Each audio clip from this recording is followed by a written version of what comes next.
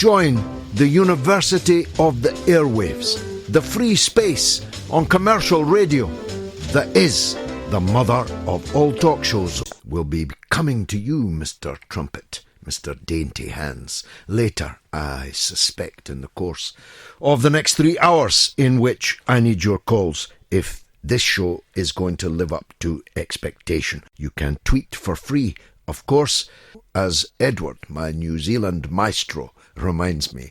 I was just taken back to the golden days of radio when I was on TalkSport. I'm still loving TalkSport, I must say. That was the week that was. Another baby mauled to death in an English house, and its sibling, just I think a couple of years older. The baby that was killed was 4 months old. The baby that was savaged, I think a couple of years older.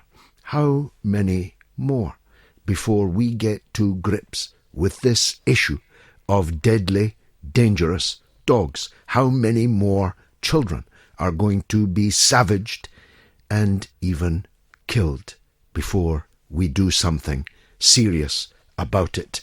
I have been talking about this subject for many years on TalkSport and on talkRADIO and in print and in Parliament, and I'm going to keep on talking about it until something is done. Then there was the Russian embassy in London being surrounded by Boris Johnson's one-man army of protesters. The Foreign Secretary of Britain called on people to demonstrate outside an embassy in London. As far as I know, it has never been done before. And it's odd, considering the clucking that goes on when there are demonstrations outside British embassies in foreign capitals. And usually it's not the foreign minister of that country that has called them out. But one person came, a Buddhist, wearing pink trousers. I draw no inference of significance from either of those points, but they add a little colour, a little verisimilitude to the picture I'm trying to paint. One person took Boris Johnson seriously. That's one more in the country than I thought would take him seriously. The proximate cause for his call for a demonstration was the war in Syria, in which Russia is fighting ISIS and Al-Qaeda with, let me quote someone, with, quote, ruthless clarity, unquote. You've guessed it, it was Boris Johnson who so described Russia's war against ISIS in Al-Qaeda for money in the Daily Telegraph when he was a columnist there. Now somebody else is paying him, the British Foreign Office. He has eschewed that ruthless clarity and now regards the Russian government as criminals, war criminals, people who should be shunned and demonstrated against. We'll be talking to the Stop the War Coalition about the call by Boris Johnson and about the broader question of the war against Al-Qaeda and ISIS. You know my view. I have adumbrated it for many years on all platforms. I'm for a war against Al-Qaeda and ISIS until the last man standing, because I regard them as an existential threat not just to the Muslim world, but to all of us. And we should be helping Russia deal with this mortal threat to humanity represented by ISIS and Al-Qaeda, not throwing rocks at them and threatening military action against them. You know, Bob Dylan was given the Nobel Prize for Literature this very week, and I'm very happy about that as a lifelong devotee of the great man. In the 1960s, he had a song called Talking World War III Blues. It's just as apposite today, because when Boris Johnson says we should impose a no-fly zone in Syria, he means war, and he means war with Russia. Anybody up for that out there? Any of you ready for your tin hat and your carbine? Anybody here ready to fight Russia in a war? Is he serious?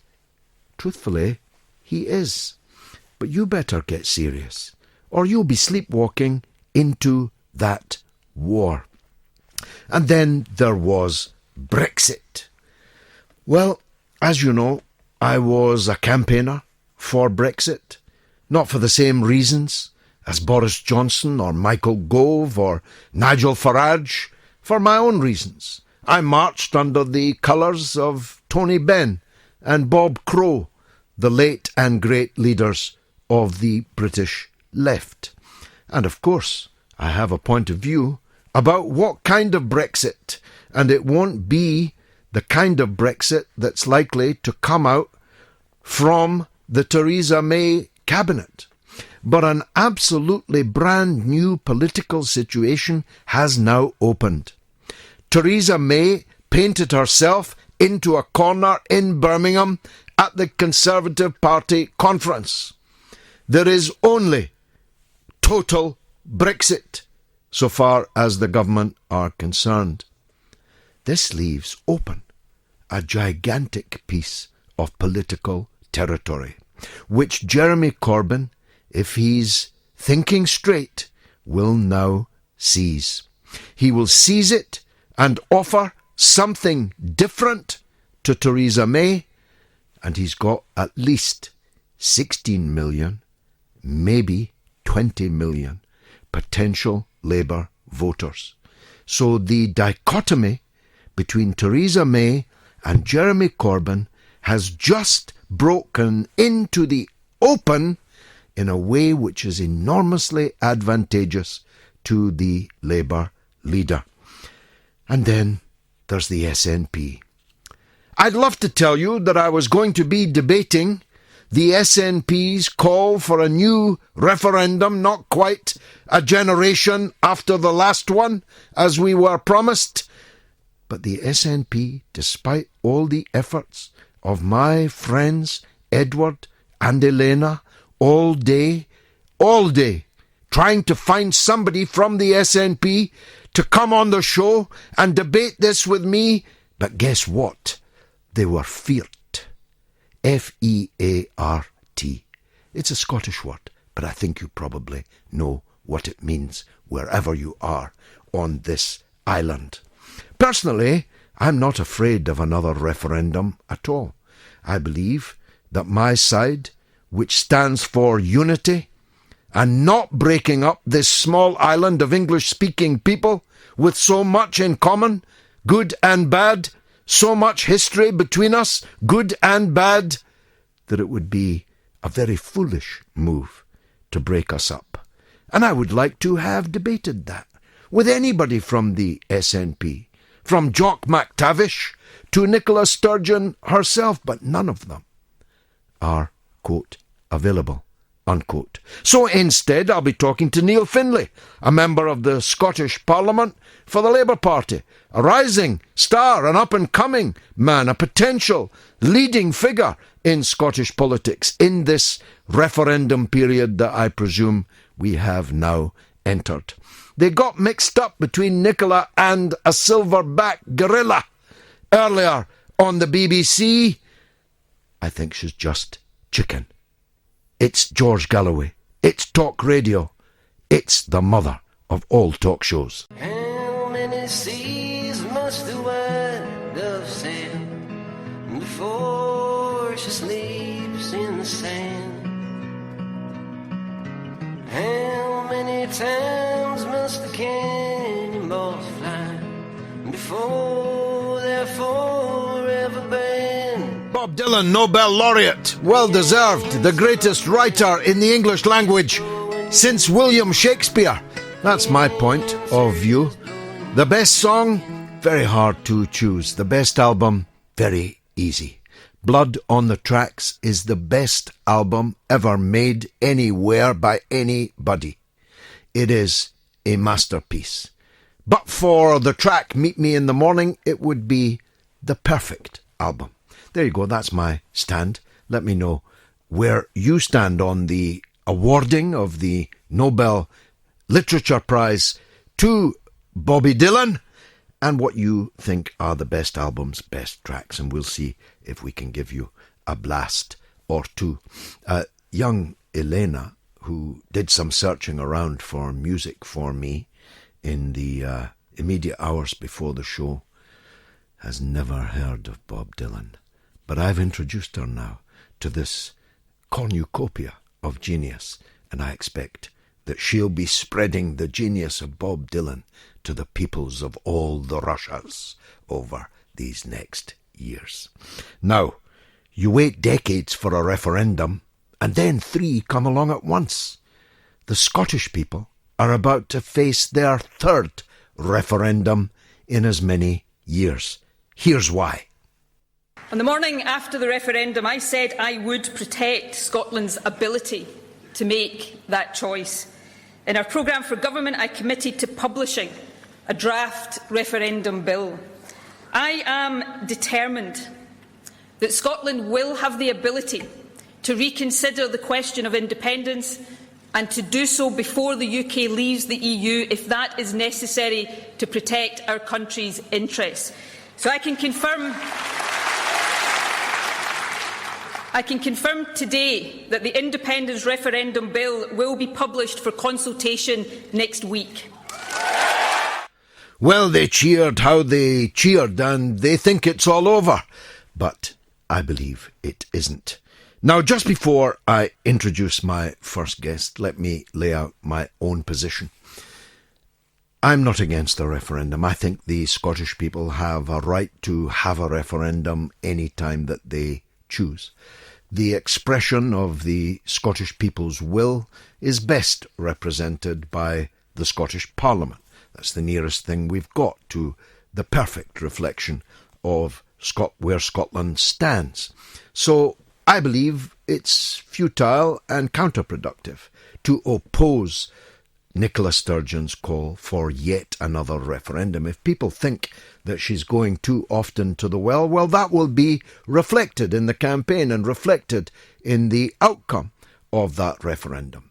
So I support her right, if she can command a majority for it in the Scottish Parliament, to hold another referendum, because the Scots have an inalienable right to self-determination, and there's no limit on how many times they can seek to exercise that self-determination. But I tell you here and now, I will campaign with all the breath that God gives me to stop this foolhardy charge into a future fraught with difficulties that the SNP are on. And I'm going to talk to a fellow who I suspect I'll be campaigning alongside now. He is Neil Findlay, member of the Scottish Parliament for Lothian, a Labour member and a rather important one too, and he joins me now. Neil Findlay, welcome to the show.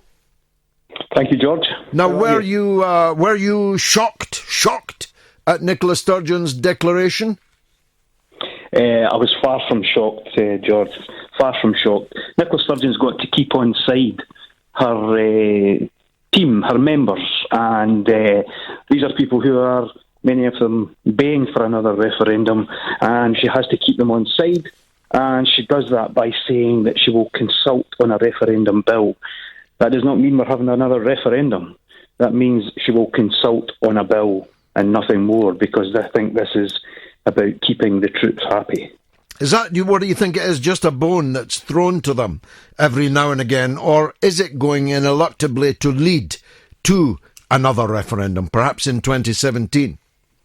Well, we may have another referendum, but at this stage, I think the intelligent people within the SNP will tell you that they don't want one because they would lose.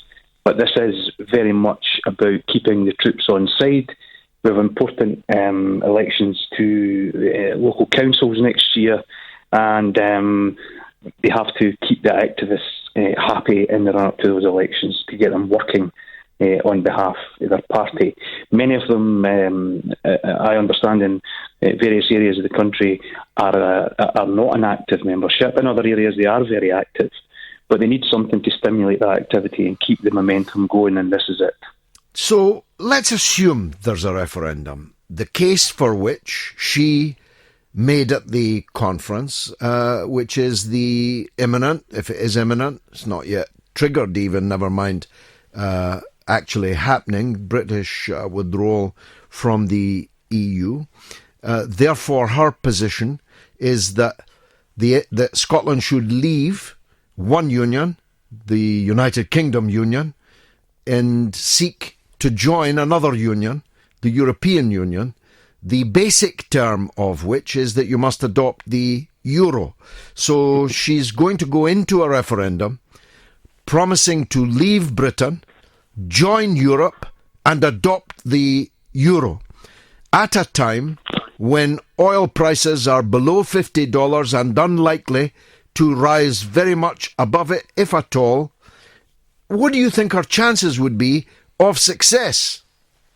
Well, I think the economic consequences of the scenario you paint could be catastrophic for Scotland.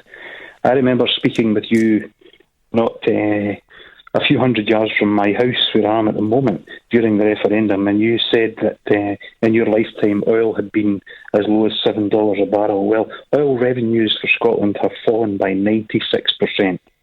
And that has happened now. That's not a projection for the future, that has happened. We would also be in a position where we would no longer have the redistributive element of the Barnett formula. We would be out of the EU and we would be out of the UK. Now, if there's instability at the moment being caused by the potential Brexit scenario, then adding all of that on top of it would create an economic situation that I think is very, very, very worrying. And that's not project fear. That is project reality. So these are the issues that I think would be very much to the fore during any potential referendum. And also, can I say, the SNP want to leave the UK because they say it's remote and undemocratic, but it's our largest trading market, and they want to join the EU, which is the epitome of remote and undemocratic, and which is a smaller market than the UK market. None of this makes any economic sense whatsoever. No, Scotland would be a very insignificant corner of the EU if it was allowed in, and would only be allowed in if it adopted the euro. It's very far from being a small and insignificant corner of Britain. Britain is Scotland's biggest market, and the Scottish people elect members of Parliament to the British Parliament, and could even hold the balance of power, conceivably, in the next British Parliament. So it's a very radical proposal that she's making. It's almost a revolutionary proposal that she's making. I'm not so sure the Scottish people are up for that revolution. Well, I'm not so sure either, because the harsh reality of it is that people will judge this on the basis of what is in the best interests of their families and themselves, and it won't be about some romantic notions that they may share with the SNP. I think this is the harsh economic reality. And not only would they have to join the euro, they would have to implement blinding austerity to do that, because you're tied by the criteria set by the you'd have to meet the convergence criteria. You absolutely would. Or you wouldn't be allowed in. Yes, and at the moment, if you look at the recent figures published, the GERS figures in Scotland, government expenditure and revenue figures that are provided by the Scottish Government, the deficit would be one of the highest in Europe. Now, that would mean austerity on steroids for Scotland. We don't normally allow GERS figures to be discussed on this show, but I'm grateful for you for bringing that to our attention. Neil, thanks for joining us. Neil Findlay, member of the Scottish Parliament for Lothian, laying out some of the bones of what the Labour campaign, at least, will be if, and it's an if at this stage, that referendum comes to pass. So don't fear if you hear a foreign sound to your ear. It's all right, Ma. I'm only sighing. It's a Bob Dylan night tonight, because he's won the Nobel Prize for Literature. Wow.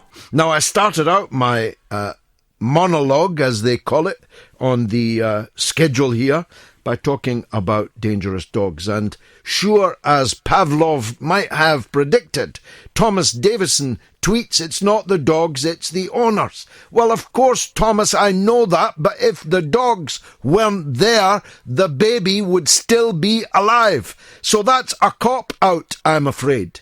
And it's not one that any longer can be allowed to prevail. Cool Daddy says, disgraceful. Dog licenses need to be brought back and more dangerous dogs should be banned. Absolutely, and it should be a serious license at a serious price. You should have to show cause for having a dog capable of killing people. John Maher says, as long as ISIS exists, weapons sales will flourish. Get used to having them around. Munawar Farouk says the Tories and their policies are breaking the UK up into pieces, taking us to nuclear apocalypse. JC, Labour for government. Well, I have myself called for a general election. I don't see how a government can go into the Brexit negotiations without a mandate. After all, the question was yea or nay in the referendum. It did not give direction as to what kind of Brexit there should be. And Theresa May wasn't even elected by her own party.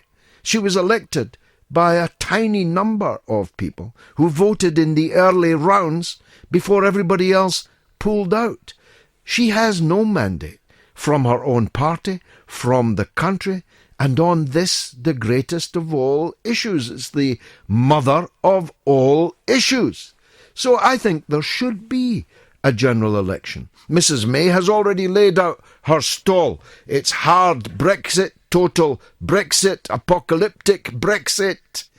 And Jeremy Corbyn will presumably be offering something less than that. And guess what? I think Jeremy Corbyn's view would actually prevail. Let's hear from Guy in Stoke on US politics. Guy, go ahead, sir. Yeah, Georgia, I watched the presidential debate this week, and you can't work out how a country of 320 million people can elect two candidates who are so dismal. And Mutt and Jeff, Laurel and Hardy, Godzilla 1, Godzilla 2. It's almost beyond comprehension, Guy. That's the best two they could come up with. Well, isn't there a saying that democracy, the best system money can buy? But it's worrying, because if our politicians step towards that sort of debate and intellectual debate, it's frightening. And the audience there who posed questions at the candidates, I'm thinking they're going to ask about the deteriorating relationship between the police and some of the black inner city communities, maybe gun control with the sporadic mass murders in shopping malls and what have you, foreign intervention in other countries, and none of them even touched on those issues, which I thought would have been the most important questions. No, they're touching only, if you'll forgive the pun, on the moronic, boorish, sexist, misogynist past of Donald Trump, not on the similarly boorish, moronic, sexist, misogynistic past of Bill Clinton, who'll be moving into the White House with Hillary, presumably, if she wins. Just the idiot wind that trumpets from the Republican candidate. That's all that's being discussed. At the same time, they keep telling us he's going to get a heavy beating. Well, shouldn't the media now be focusing on the person who's going to give him the heavy beating? Well, they seem to spend, I would say, a third of the programme just mudslinging at each other. And Trump's policies were seem to me to be that we're in a mess. You've been in the government. You've created the mess. I'll clear the mess. But he never expanded on how he's going to make the country great. He just said, I'm going to make the country great. And I'm thinking, well, why doesn't someone in the audience ask him, how are you going to make the country great? Yeah, it's infantile, imbecilic discourse. He's right that she's a part of the political class that has caused the travails of the United States. That's correct. But the idea that he is the man to fix it is absurd. But the millions, tens of millions, who hear the whistle that the political class is Hillary Clinton and she is the political class, are mad as hell about her. And there's going to be big trouble in the United States after this election, especially if it's a close Clinton victory. There's going to be tens of millions of fiercely alienated people. Look, Guy, we'll talk again between now and election time, I promise you. Let me hear from my old mate Mark in Liverpool on Bob Dylan. Go ahead, Mark. Hello, George. Hi, son. Hey, absolutely fantastic that Uncle Bob has got this accolade. I am over the moon. My mum phoned me straight away. She said, listen, lad, the big fella's got the gong. He's won the Nobel Prize. Absolutely fantastic. And you know what, mate? I've been through a lot of beef in my life, right? And one of my first refuges is the words and the music of Bob Dylan. He's meant that much to me. And just on the present situation, Dylan reminded us and he warned us. Can I just give you a couple of lyrics from one song? Yes, of course. Okay, this is in minutes, yeah. Bit of surrealism, a bit of but throwing it right on the toes of the American public. Here we go. You have many contacts out there among the lumberjacks to fetch your facts when someone attacks your imagination. But nobody has any respect. Anyway, they only expect you to make out your checks to tax-deductible charity organisations. You've been with great professors and they've all liked your books. With great lawyers and scholars, you've discussed lepers and crooks. You've been through all of F. Scott Fitzgerald's books. You are very well read. It is well known. But something is happening here and you don't know what it is. Do you, Mr. Jones? Well, very good indeed. Thanks, Mark, for that. That's got us going now. It's got the pulse beating for Bob Dylan lyrics. By all means, let me have them. Let's have a little bit of fun, a little bit of light amongst the dark shades that are gathering. It's the mother of all talk shows. How does it feel? How does it feel? It's one of the three greatest. Like a Rolling Stone. Certainly the best-selling, most requested Bob Dylan track. Absolutely fantastic piece of work. But actually, it's not the best. Tangled Up in Blue is the best. That's number one. And You Belong to Me, which was from Natural Born Killers, and which Bob didn't even write, is, in my opinion, the second best. But there's The Man in Me from the Big Lebowski. There's the one that Adele made into a multi-million pound seller, To Make You Feel My Love. There's so much. Keep them coming. Let's hear from Justin in Wigan on Dangerous Dogs. Go ahead, Justin. Hi, George. It's first-time caller. Okay. I really wanted to make a call about politics, but listening today about you dismissing the idea, or not dismissing the idea, how to put it, when the tweet off somebody who said it's the owners, not the dogs. It's the owners, not the dogs. I hear that all the time, but it doesn't save the kids. Yeah, but you can't save everybody. Is the first answer to that, and it seems I'm really not happy with your idea of making the price of dogs prohibitive. I mean, I'm a working class fella from a working class background, and dogs are part of my culture. and a lot of working class people's culture. It's a very simple enjoyment that we can get out of dogs. So the idea of I think you're proposing to you're basically punishing a huge amount of people when it's just the one person.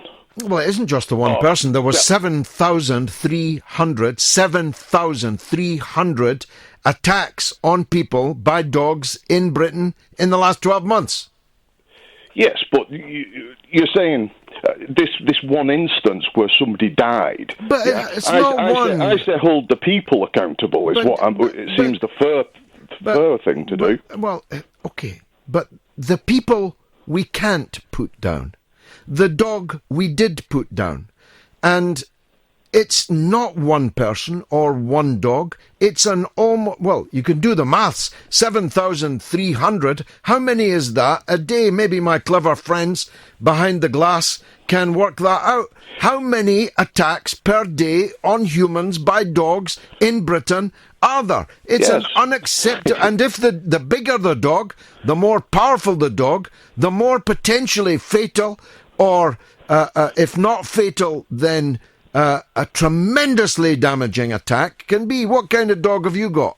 I've got two. I've got a little Staffordshire Bull and a. Well, there's no such thing as a little Staffordshire Bull. She is. She's petite. Well, she's are her jaws petite? If you let me say, I've got a fully a papered pedigree Staffordshire Bull and a little female dog.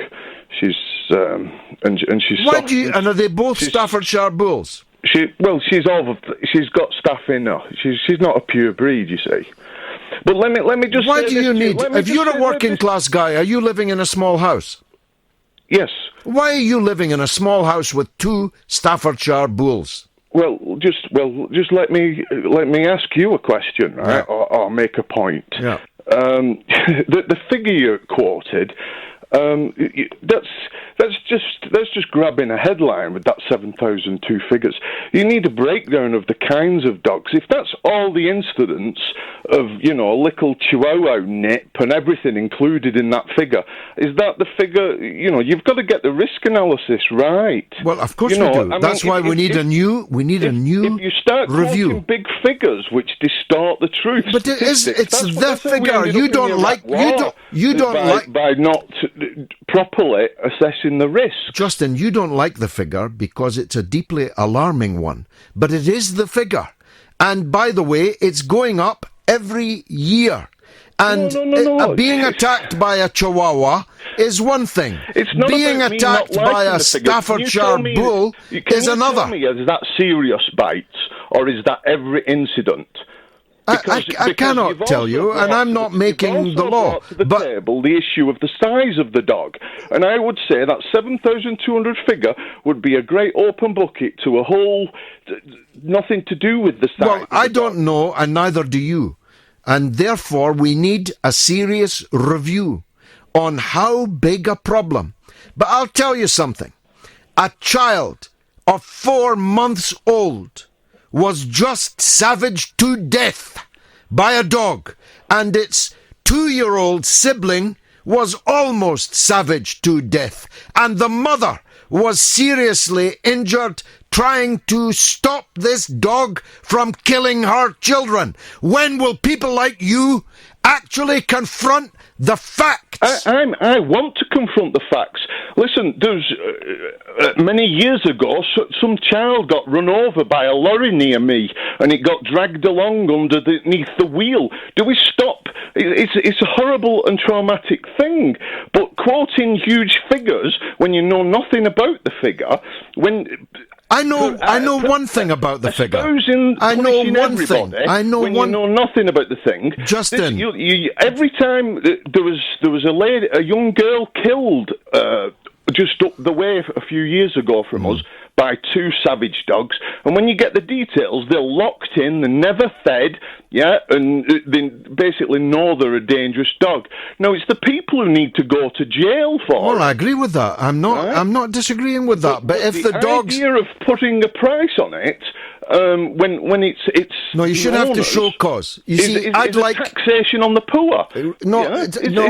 Don't talk to me. Don't talk to me about the poor. You choose to have 2 Staffordshire Bull Terriers in a small house. You need to show me, the authorities, if I was the authorities, you need to show cause why you need that. Just like you would need to show cause for having a shotgun, because a Staffordshire Bull Terrier is potentially deadly, just like a shotgun. Is a car. But we need cars. We don't need Staffordshire Bull Terriers living in urban areas, in small houses. It's a liberty, George. No, so is a shotgun. You don't restrict freedoms. I do restrict freedoms. I do restrict freedom. I do. You're talking. I find it hard to understand why you didn't agree with the Iraq War. You're so reactionary to risk. Well, don't ever confuse me with a liberal.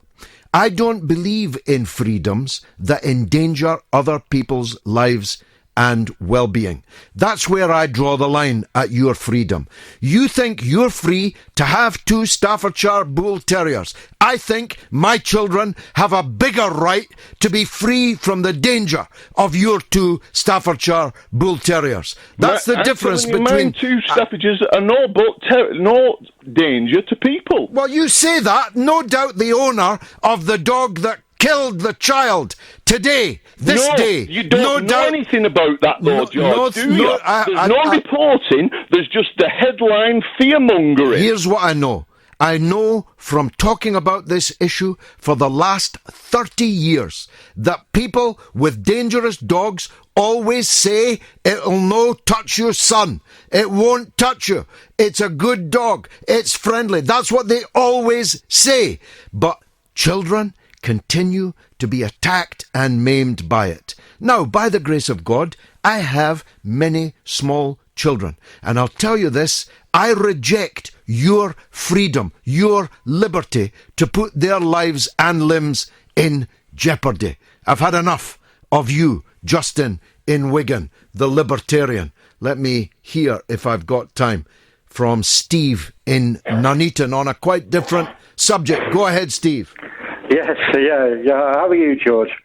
I'm good, thanks. Right. Well, I'd like to speak a little bit about these negotiations that have been all over the BBC and all over the papers this week. And I do wish Theresa May would stop repeating that the Tories are going to negotiate the right deal for Britain with the EU, because they'll only negotiate the right deal that benefits the Tory class. Exactly. They won't get the right deal for Britain because they're not bothered about brokering that at all. Exactly. We should have a general election in which she lays out exactly what she intends to do. And Corbyn should lay out an alternative plan and let the people choose. Exactly, George. That's exactly. And the BBC were all over Nicola Salmon. They're giving us... Nicola Sturgeon. Sorry. I know it's quite a fishy party, actually. The SNP. You had a salmon, now you've got a sturgeon. Go ahead. Yeah, I'm sorry, George. Yeah, and don't forget that Theresa May, one of the first things she did was meet with Nicola Sturgeon, where there was talk of borders and passports. And yet she came away saying how productive that was. Well, look, let's be frank. If there is a Scottish referendum that votes for separation and entry into the EU, then there'll have to be a hard border. There'll have to be a hard border between Scotland and England. Yeah. And if Scotland joins the EU, if it's allowed to, they have to adopt the euro. So on this small island, there's going to be 2 currencies with a hard border, with different immigration policies, with free movement of labour into Scotland, but not into England. And that's going to make a very serious and give a serious, real meaning to Scottish separatism. And I look forward to arguing that with the Scottish people, who are very canny, you know. Scottish people are very canny, especially about money. Whenever I've spoke to them, George, they are very political. They're not. They take great stock about politics in their country, don't they? Absolutely. This is not Braveheart. This is not a rerun of Braveheart or Rob Roy. This is about 2016 to 2116 for you, your children, their children, and their children. And I have no fear about winning such a referendum. And the SNP should think very carefully about going into it. Maybe that's why they've given themselves this cushion of a consultation. Stephen Nuneaton, as always, thanks. We're talking Scottish independence. We're talking dangerous dogs. We're talking Donald Trump, which may or may not be a different thing. We're talking Bojo and his plan for a war with Russia. How's that for a dangerous dog? You couldn't get a more dangerous dog than that one. The idea of a war with a nuclear superpower. Dangerous dogs, dangerous Boris, dangerous Trump. They're all dangerous. But we need some light and shade, so we'll throw in some Bob Dylan too. What can I tell you about Boris Johnson? Boris Johnson actually wrote some sense on the subject of Syria in the Daily Telegraph for one paymaster. But now that he's got the blue ribbon of the British Foreign Office, he's threatening to take us into a war, which could be a nuclear war. You think I'm exaggerating? He threatened Russia this week with military action. Military action. The Queen doesn't have enough soldiers to properly guard Sandringham Palace. That's a fact. They've had to cut down on the guards outside Buckingham Palace. We've got an aircraft carrier with no aircraft on it. We're a country whose pensioners are getting ready to shiver through another cold winter. Our children have got to pay £10,000 nearly to go to university because we can't afford to educate them. But we're about to spend £100 billion on a new generation of nuclear weapons. But we better hurry up and build them because Boris Johnson is risking a nuclear confrontation with Russia. Why do I say so? Because he's pushing for Britain and the United States to declare, not negotiate, but declare a no-fly zone in Syria, where Russian jet fighters and bombers are flying. Russia says any such no-fly zone will be an act of war. So, what kind of leaders have we got in power? Are they bluffing? Are they serious? Even if they're bluffing, can't you see how we might stumble into a confrontation with Russia? For whom? For ISIS and Al-Qaeda and the other heart-eating, head-cutting, crucifying maniacs that are involved in the awful, dreadful carnage in the Syrian conflict. Lindsay German, for 15 years, the powerhouse behind the Stop the War Coalition, joins me now. Lindsay, thanks for coming on the show. You're very welcome, George. Good to talk to you. I'm really worried that we're headed for a big war. Are you? Me too. I think people are drifting into this without any sense of reality about what's going on. I mean, you've made a number of points just then, but what we're talking about is a no-fly zone has to be enforced. How are they going to enforce it? Well, this is a very good question. I heard on the radio the other day, they just said, well, Andrew Mitchell said, well, Turkey shot down a Russian plane and nothing happened. So, implication being, if we do this, then nothing's going to happen. Now, this is, well, I'd say it's dreaming, but it's really a nightmare because, of course, people will retaliate. The Russians will retaliate. And by the way, Lindsay, the same Andrew Mitchell voted for the Iraq war, for the Libya war. Of course. He's gung-ho for bombing other people's countries, but he wants to shoot down Russian planes. Yeah, no, exactly. And this is true for all sorts of people. Anne Clwyd, who, as you know, was one of the main instigators of the Iraq war back in 2003, she's coming on and saying, we have to have a no-fly zone. We have to have a demonstration at the Russian embassy, of all things, and we're being blamed because we don't have that. And you feel like saying these are people who didn't listen to us, who ignored our demonstrations 13 years ago when we did have 2 million people on the streets. And they've got the nerve to turn around now and say this is all about what's going on with Russia. It isn't about that. Russia, obviously, I don't agree with what Russia is doing. I don't agree with the bombing. I don't agree with anyone's bombing in Syria. I think the people who are suffering are the ordinary Syrians, and that's absolutely clear. But it's also clear that our government and the United States has a massive role in all of this and has been involved in Iraq and now in Syria for the past 13 years. And this is something that they want to ignore, but they can't ignore it. And where is it going, do you think? What's the next step? They had a debate about it. They don't have to. In fact, they've said they won't come back to the House of Commons for an authoritative vote on this matter. Are we going to wake up one morning and discover that this no-fly zone has been pronounced, and then we're back to a kind of Cuban Missile Crisis? Absolutely, and I think that either they will do this, although I don't know which body is going to do it. They clearly won't get it through the UN, but they will try all sorts of ways of doing it. And what happens then? What happens in a situation where this is declared? We can have, I remember the Cuban Missile Crisis. I was only a young child, and my aunt lived in Suffolk. She phoned my mum, we all lived in London, and said, get the girls up here, hitch a lift on the lorry because there's going to be another war. And people were terrified. And people will suddenly wake up, I think, in a few weeks or a few months and suddenly thinking, what on earth are we doing here with this? Because we cannot have a future of endless war. And if we do have a future of endless war, you've made the point about nuclear weapons. Russia is a nuclear state. We're a nuclear state. This isn't going to end well, and it won't end well for Britain. That is the truth of the matter.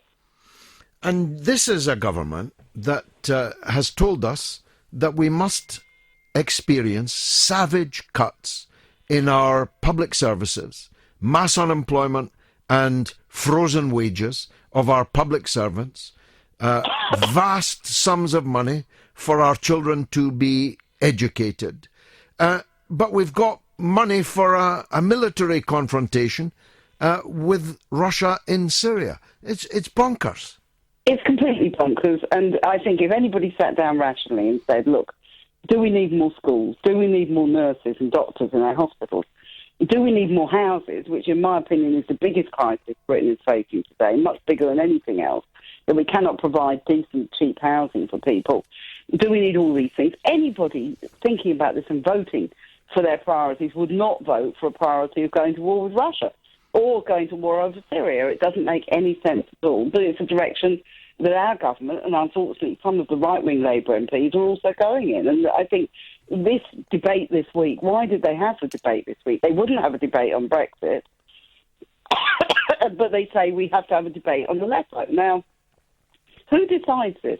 Who goes into Parliament and says, OK, we're going to have a debate on this, and then says, well, nothing's going to come out of it, but we've made our point and we've spent hours and hours debating it? You wonder really what is going on here. And I think the process is that they're preparing people for future military interventions, which will be worse than anything we've seen up to now.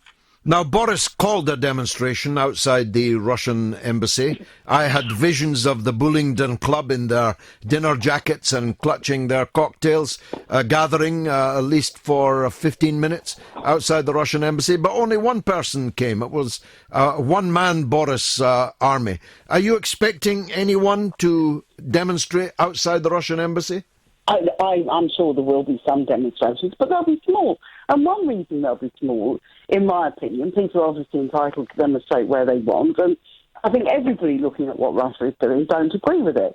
But I also think that many, many people do not believe our governments because the lies that they've told us over Iraq, over Afghanistan, over Libya, all of which, by the way, has been now the subject of official reports, which have been extremely critical of David Cameron and of Tony Blair. I think people look at it and say, do we really want to believe this government again? We don't like what's going on there. We don't like the role of Russia or of the Syrian government, but we're not prepared to buy a narrative which says that we have to go to war over this. And people are very, very sceptical about this, and they're quite right to be so. But as one of the Labour former frontbenchers said, ours are rule-based bombing. Our bombing of Iraq and Libya and Syria is rules-based. Yeah, I know. You couldn't make what a scandal these people are, because if you look, there's a body called Air Wars which monitors people who are killed in aerial bombardment, which says that this idea the British are giving that there are no civilian casualties is just fantasy, and it just simply isn't true.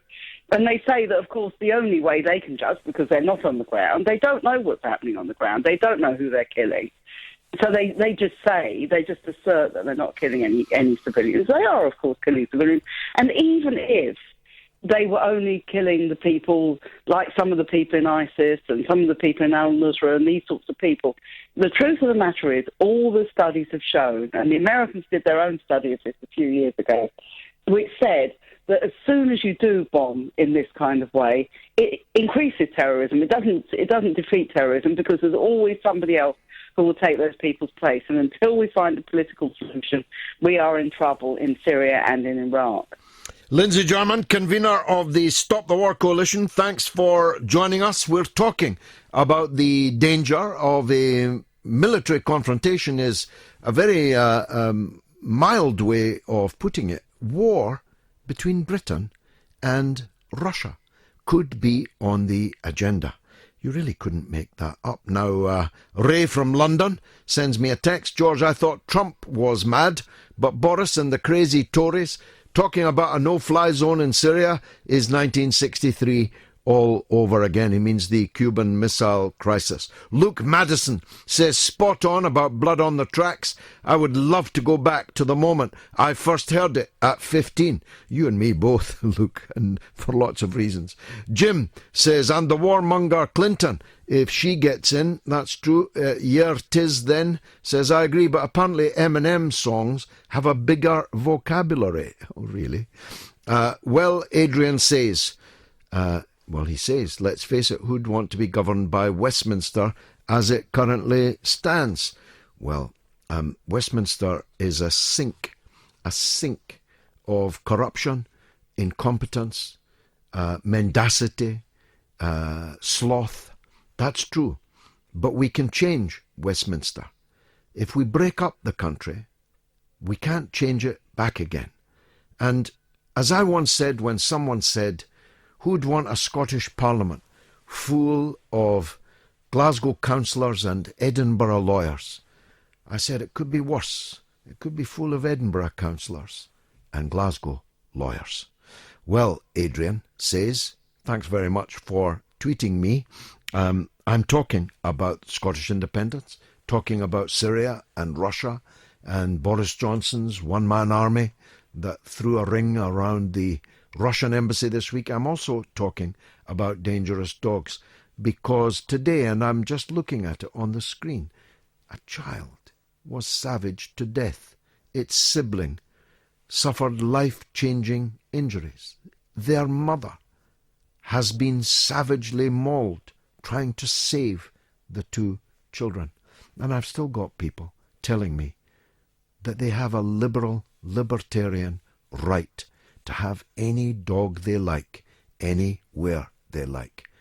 Well, not if I can help it. I was laying in bed, wondering if she'd changed it all, if her hair was still red. Her folks, they said our lives together sure was gonna be rough. They never did like Mama's homemade dress, Papa's bank book wasn't big enough, and I was standing on the side of the road. Oh, Edward, do you have to fade it? That's my favourite. That's the mother of all Bob Dylan songs. It's a film in a song, an entire movie in one track, as is Lily and the Jack of Hearts on the same album. There are many, many films involved in and he draws the characters, you know, by the end of this song, Tangled Up in Blue, you know the characters in it so well. Same with Lily and the Jack of Hearts. I always identified myself with the Jack of Hearts. She was with Big Jim, but she was leaning to the Jack of hearts. Well, that was in my younger years. I'm older than that now. To paraphrase, you can tweet, as many of you are, on the subjects we're discussing this evening. Steve Jones says, "The Times They Are A-Changing" is my favourite Dylan song. A true poet, one of the rare thought-provoking songs. Indeed, they did change, but not well enough. Stephen Parker says, "I agree entirely. The Dangerous Dog Act needs looking at immediately. These dogs are uncontrollable weapons." Al DeMello says, "When a human being has killed by another, I believe he or she should be put down just like the dog." And Roy says, "Would these people have a gorilla or a tiger in their house around kids? Get real, as dogs are weapons." Chris Cully says, "No permit or license needed. Anyone can just go out and purchase any of these dogs without any checks. It's ludicrous." It is actually ludicrous, Chris. In fact, it's utterly tragic. Puff the Dragon says, "Without Scotland, Britain becomes less significant." That's absolutely true. Ford says, "My son wants to join the army. All this talk about shooting down Russian planes over Syria worries me for his future." Well, as well it might. Gillian Nielsen says, "My aunt owns a staffy. Harmless creature. No bad breeds per se, just bad owners." But Gillian, you're missing the point. It matters not to the child who is attacked by a staffy that it was the owner's fault. If the owner didn't have a staffy, it couldn't attack her. It's like these American gun nuts who say guns don't kill people. People do. That's true. But you can't do anything about the people. If the people didn't have guns, you wouldn't be dead. I don't know what breed of dog killed this child today, but given that it killed one child, almost killed a second child, and savagely mauled the mother who was fighting for her children's life, I'm willing to wager that it was not a Chihuahua. Now, you say it's not a bad breed. That's not the point. If the dog hadn't had the power that it had, the children couldn't have been killed or savagely maimed. I'm arguing you need to show me cause. You need to show me that you have the space, the facilities, the time to own a big, powerful dog.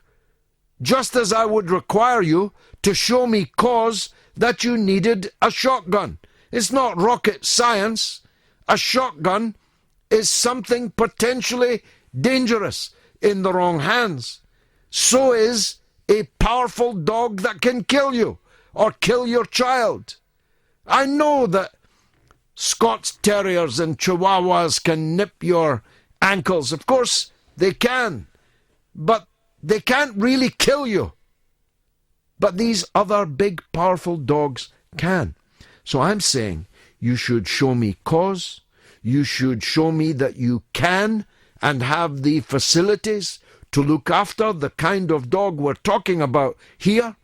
You should muzzle it in public places. It must never be allowed out without a muzzle. It must never be allowed off the leash in areas where it could do damage.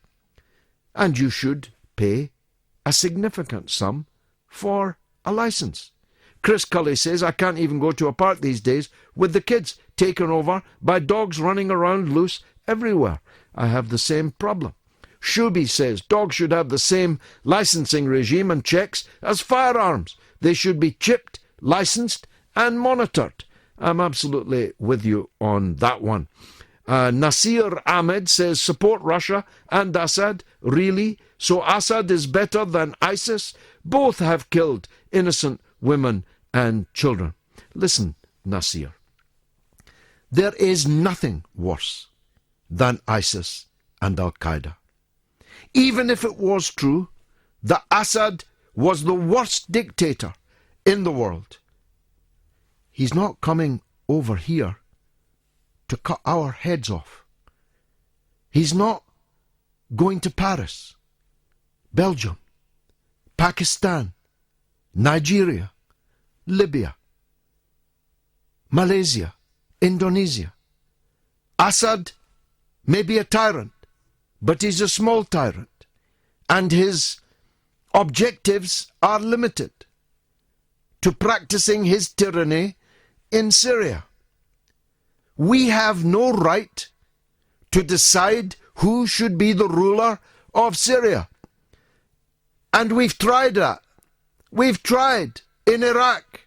We decided we were better at picking leaders for Iraq than the Iraqi people.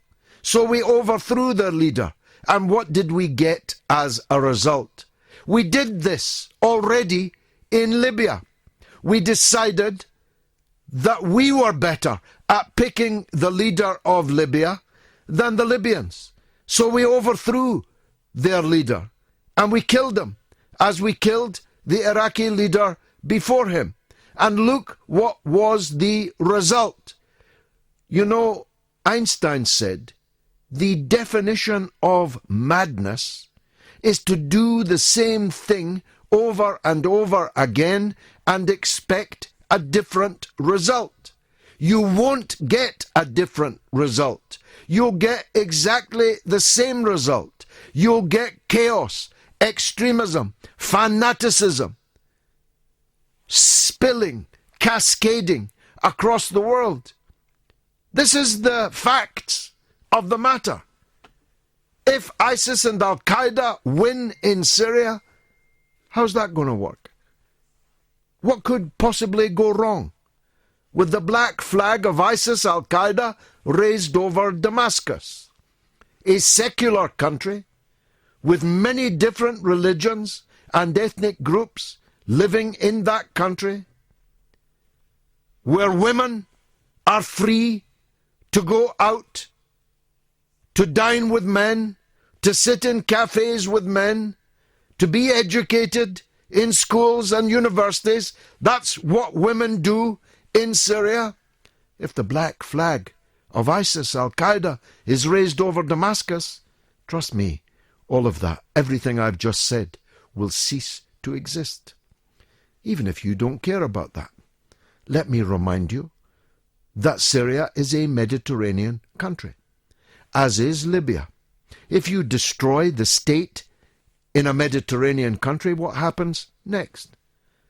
People go through the gate that you have just blasted open onto the boats, where they either sink in the waters or they make it to the other side of the Mediterranean, to the European coastline. Then they become amongst the millions of refugees that we are told we must slam the door in their faces. Think of what you're wishing for. I don't support Bashar al-Assad. I just oppose his enemies. I didn't support Saddam Hussein. I was just against his enemies. And I know from a lifetime of studying what happens when imperialist powers invade and occupy and regime change. Never mind my lifetime of experience. Libya was only a few years ago, for God's sake. Iraq was only a few years before that, for God's sake. You want to do it all again, Nasir Ahmed? You want to do it all again in Syria? No thanks. Wayne Mack for Palestine says Obama and others want us to populate Mars when all we do on our own beautiful planet is... Actually, on YouTube, me and Sean Dilley and one or two other of my friends from the old TalkSport days, you can actually hear us singing and playing Bob Dylan music. Look it up. George Galloway, Bob Dylan. It's from a good few years ago now, but, well, I'm not ashamed of it, I must say. I'll tell you another story that grabbed me this week. It was a special investigation, actually, by the Times, a very good investigation into the conduct of Dame Lowell Goddard. You'll remember her. She was one of, I've lost count now, one of the heads of the child sex abuse inquiry She's a New Zealander, Edward, I'm sorry to say. Let's call her an Antipodean to somehow camouflage the fact that she's your compatriot.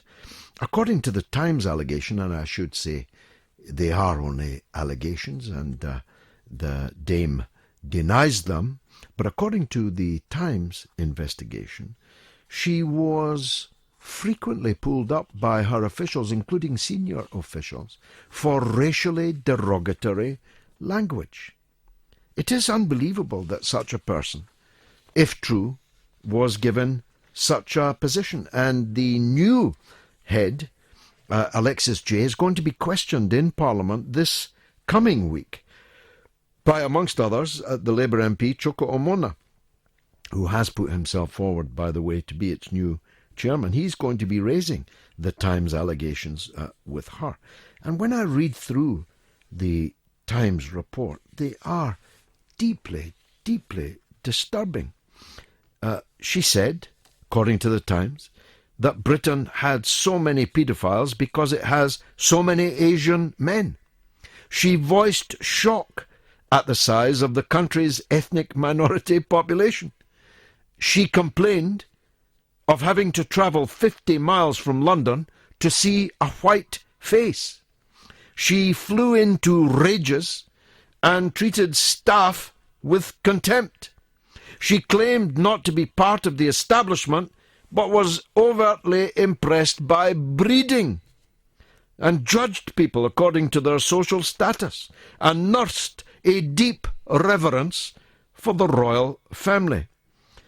It's understood that the judge, she is a judge, who denies all the allegations against her, was warned by a senior official about her frequent use of racially derogatory language. She is said to have been told, according to the Times, you can't say those things in our country.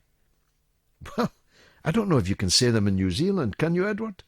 It seems that if she did say these things, why were we paying her £500,000 a year?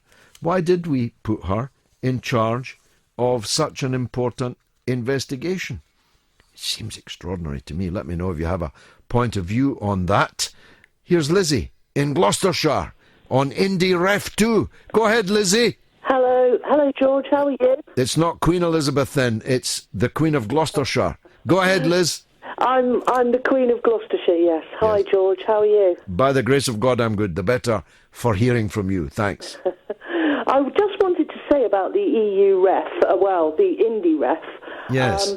Will it be actually held to account by the people, because it's not actually obligatory for the UK government to take any notice of what the referendum achieved the last one? No, it's not, but it would be inconceivable, and I certainly would never support a situation where the Scottish people had clearly expressed their wish for independence and London refused it. We couldn't have that. That would be utterly anti-democratic. It would fly in the face of the principle of self-determination.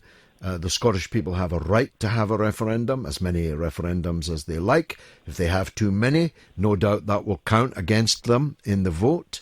But they have a right to a referendum, and if they vote to leave, that must be respected. It's one of the reasons why I'll be there on every street that I can reach, arguing against what they call independence, which will not be independence, of course, at all, because they say that they're going to join the European Union. Indeed, they see that the Brexit vote is the reason why they must have another referendum. So if they're allowed into the European Union, they won't have any independence. And if they are forced, as they will be, to have the euro, well, they'll have as much independence as the Greek people had in the Eurozone, which was no independence at all. And in fact, they'll be in terms of the convergence criterion, they'll be in just as bad a situation as the people of Greece are, where, I remind you, children are actually going hungry, where half of all the young people are unemployed. Go ahead, Liz. No, that I was just going to agree with you, actually. And do you think that Adrian's Wall... I'm not really too hot on the history, but I don't think that Scotland have been in their history. I don't think they've always been a part of the UK. And Adrian's Wall was built for that reason. Do you think that that we could go back to seeing Roman times resurrected? Well, there won't be a Hadrian's Wall, but there will have to be a hard frontier, of course, because Scotland will be in the EU, if it's allowed in, and using the euro, and England and Wales will not be in the EU or using the euro, and England and Wales will have one immigration policy, and Scotland will have to allow absolute free movement for anybody in the European Union to come and live there. So the only answer to that is a hard, very hard border.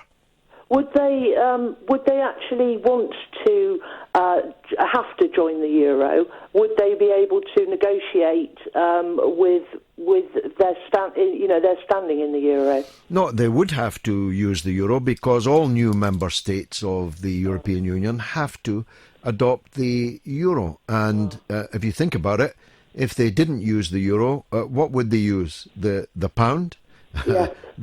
Issued by the Bank of England? I don't think so. I don't think that the Bank of England and the Treasury at Westminster would dream for a second of allowing a foreign country and a member of the European Union to use its currency, because they could devastate the currency. They could do anything they wanted with the currency. So it's the euro or the groat. Or I don't know, the Icelandic shilling or something like that. Well, thank you very much. It's lovely to talk to you, George. And to you, Lizzie, always. Thank you very much. We do need more women callers on this show, so if you're a woman... Now, here's an email. Don't get many of those. Anthony Douglas says, this Tory government have no plans for Brexit. They have cut benefits, raised tuition fees, placed austerity on all of us, and cuts, and all want to frack against the will of the people. Get rid of this unelected PM. Paul says, let's just keep having referendums until we get the results we want. Simon Brian Anderson says, we give a blank cheque for Trident, yet spend nothing on protecting civilians if the worst should happen. Ford again says, but they always have money for war. Gillian Nielsen says, I own a Labrador crossed with a Newfie, far more powerful than a Staffy. Ridiculous to ban certain breeds. I'm not sure that you quite made the case there, Gillian, as to why it is ridiculous. It may be that you made the opposite case. We're safe, says Peter Jackson. We've got Trident. And Roy says, I get the feeling that Johnson and Co. are talking war with Russia just to justify renewal of Trident. Well, they don't actually have to justify it because Labour has decided to back it. So you have an ironclad consensus in the House of Commons in favour of Trident, at least until I get back. Ryan is in Lewisham on these kind of subjects. Ryan, go ahead. Hi, George. How are you? By the grace of God, I'm good, thank you. Thanks for listening. Thanks for calling. Yeah, it's my first time calling, so glad to be talking to you. So I've been following the Labour Party sort of inner workings of it for a while now, and I had a couple of questions I thought you might be best placed to answer. Okay. Obviously, Jeremy's beset on all sides in the party with enemies and people that don't want him to succeed. But I just wondered, there are some allies that he could put in the cabinet that aren't. For example, Dennis Skinner, I would have thought would be a natural... I think he would, but Dennis wouldn't do that, I don't think. He's over 80 now, and he's never taken front bench office, and I suspect it's not for the want of offering. Oh, well, that's definitely shed some light on it. The other question I had was, and this is meant in a complimentary way for you, you've obviously shown Jeremy great loyalty, particularly when he's had such a tough time of it with the coups that just unrelenting. I was just wondering why he hasn't reinstated you and whether you think he will or can put pressure on the NEC to do so. Well, it's not in his power, of course, to do so. It's a matter for the NEC, as he has frequently pointed out. The NEC, until this week was hostile to him, had a majority against him. It now has a majority in favour of him, but only of one vote.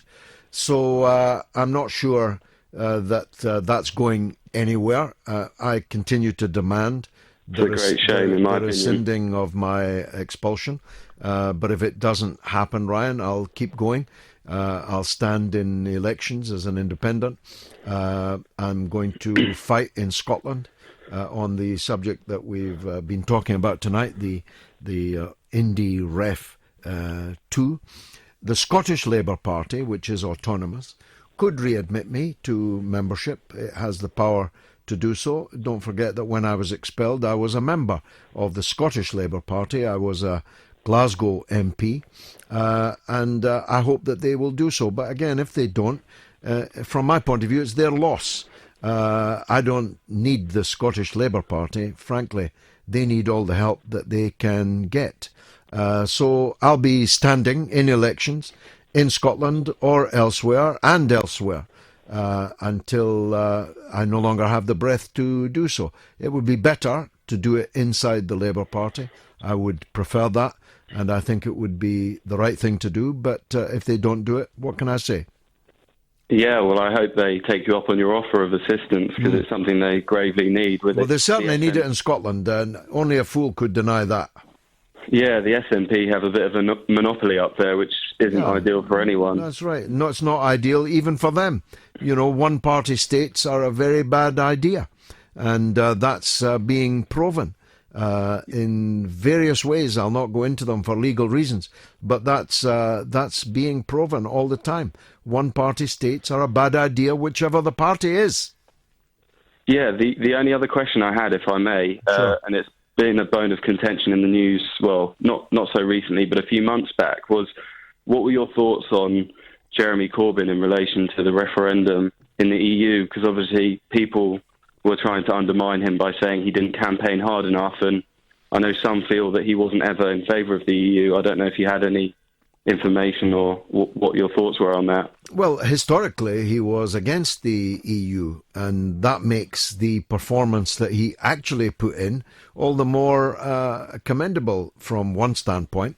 He did more meetings, more interviews, more engagements to fight against Brexit than any other member of the Labour Party, and, roughly 10 times as many as some of his most trenchant critics. So to try and blame Jeremy Corbyn for the Brexit vote is ridiculous. Actually, most Labour voters voted to remain. The same proportion of Labour voters voted for Brexit as SNP supporters voted for Brexit, and no one's blaming Nicola Sturgeon for the Brexit result. The facts are that the people of Britain voted the way they voted.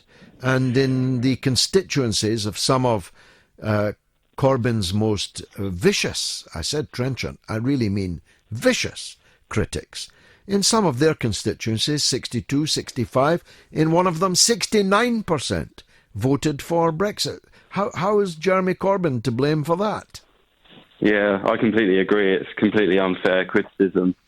But well, thanks very much, George. No, the thanks to you, Ryan, and don't be a stranger. Come back any time. Let's go to Hasid in London on Corbyn. Go ahead, Hasid.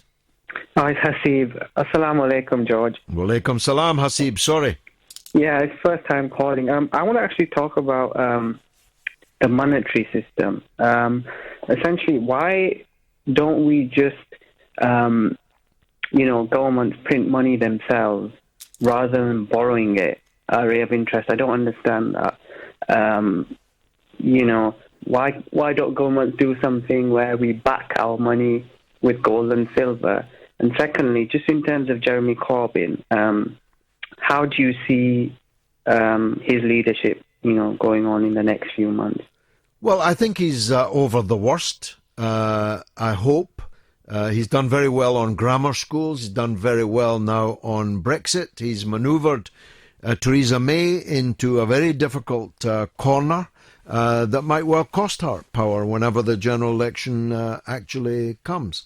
And I hope it'll come sooner rather than later.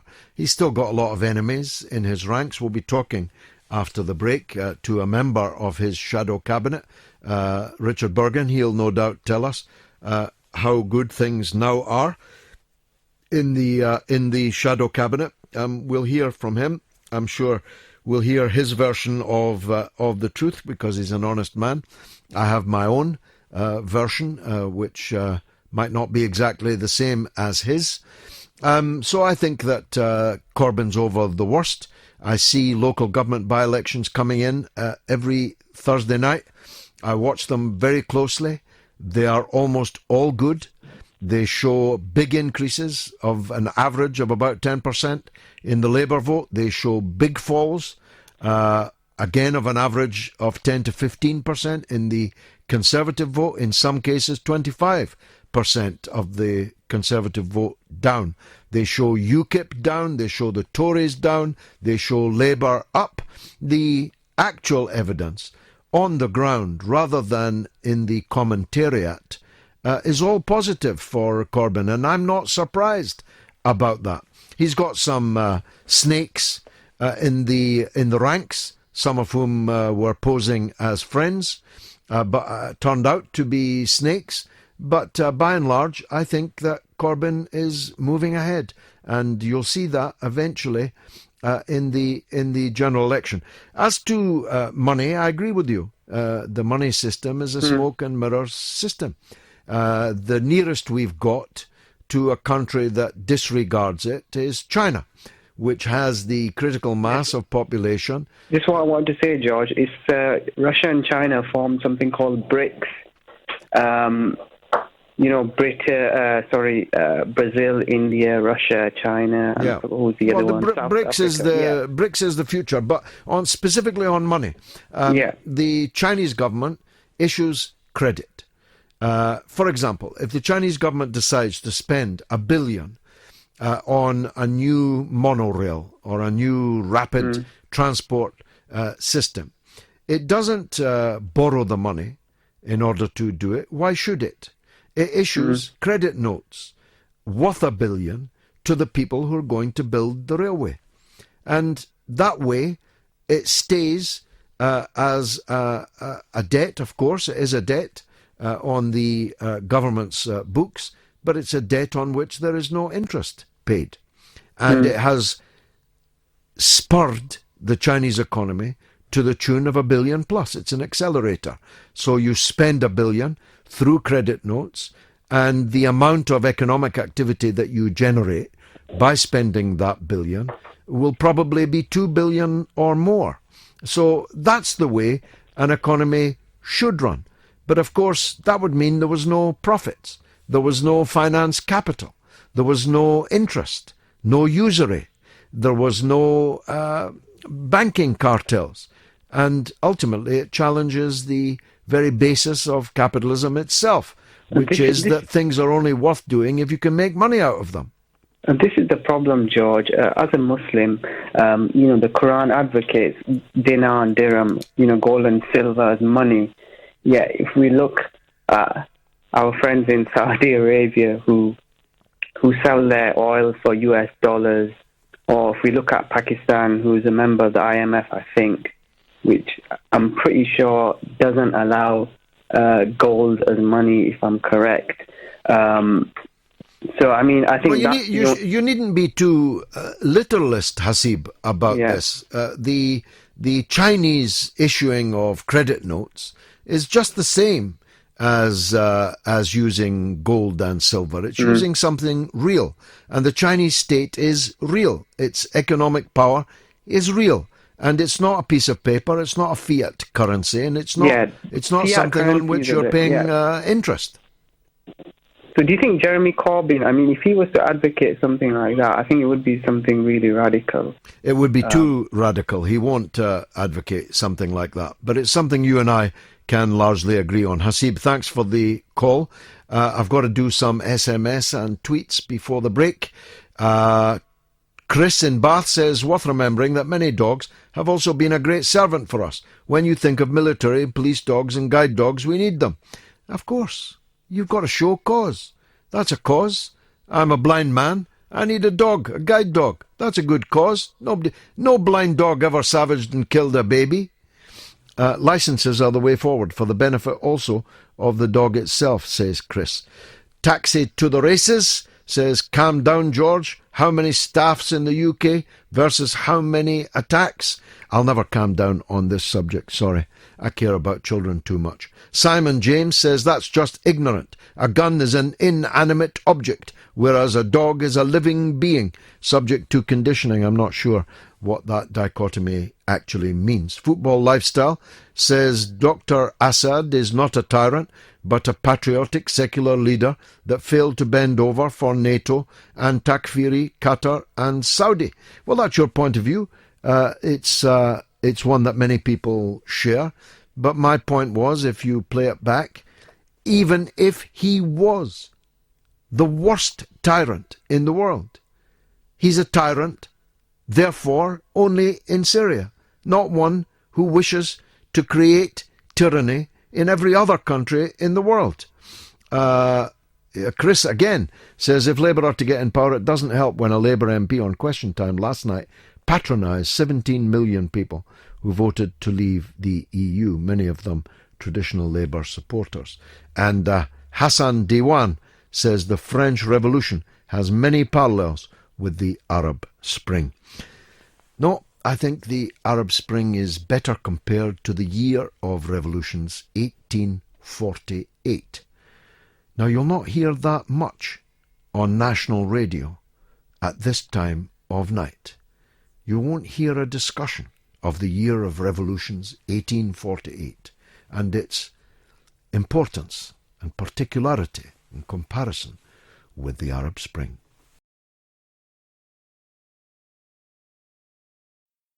Word Rabbit tweets, you are a cock, though. Who told you?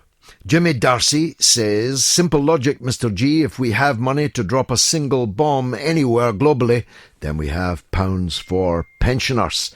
And Armada says, can't argue with that. Why are the USA so intent on trying to get rid of him? What's the USA been doing since 2011? And he goes on, apart from arming every rebel faction in Syria.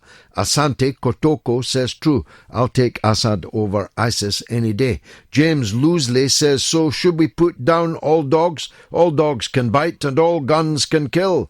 Just saying.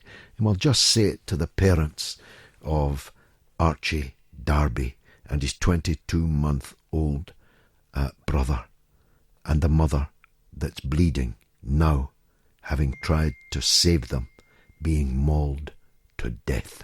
The insouciance with which you dangerous dog lovers weigh in to this debate, frankly, makes me sick.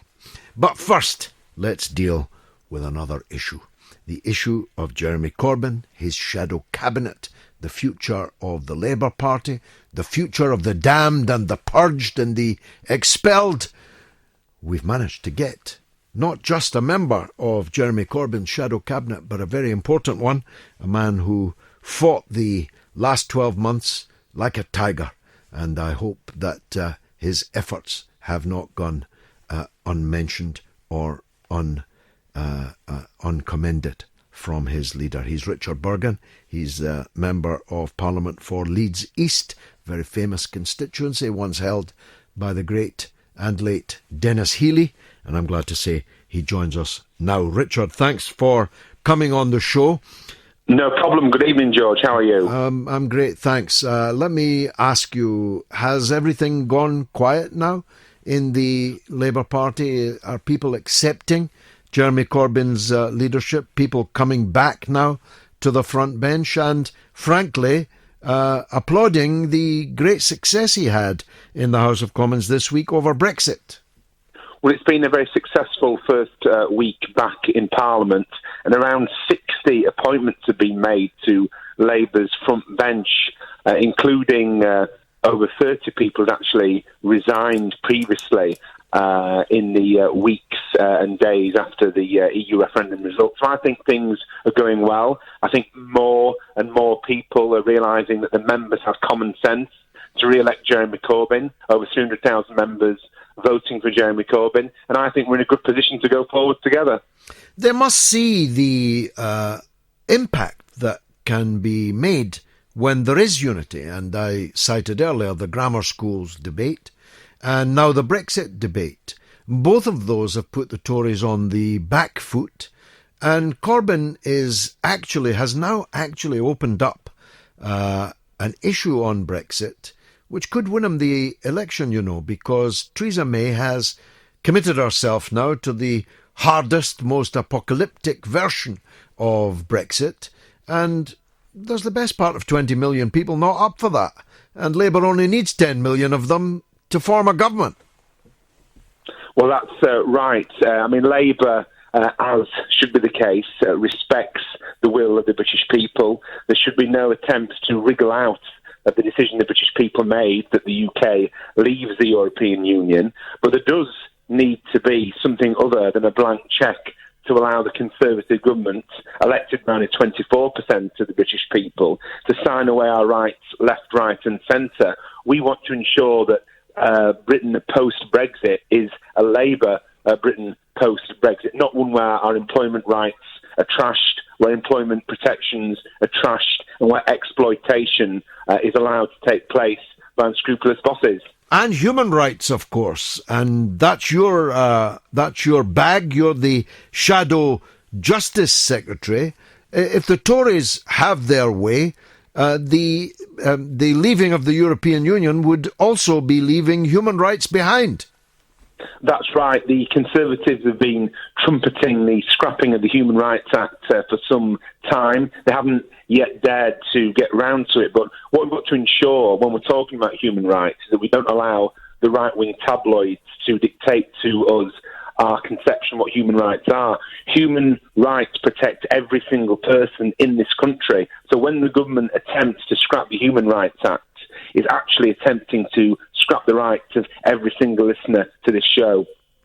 Now, a lot of the people listening, and many of our callers, are people who are amongst the hundreds of thousands, in fact, who were purged and damned in the last months, had their votes cancelled or lost, had their membership suspended or expelled.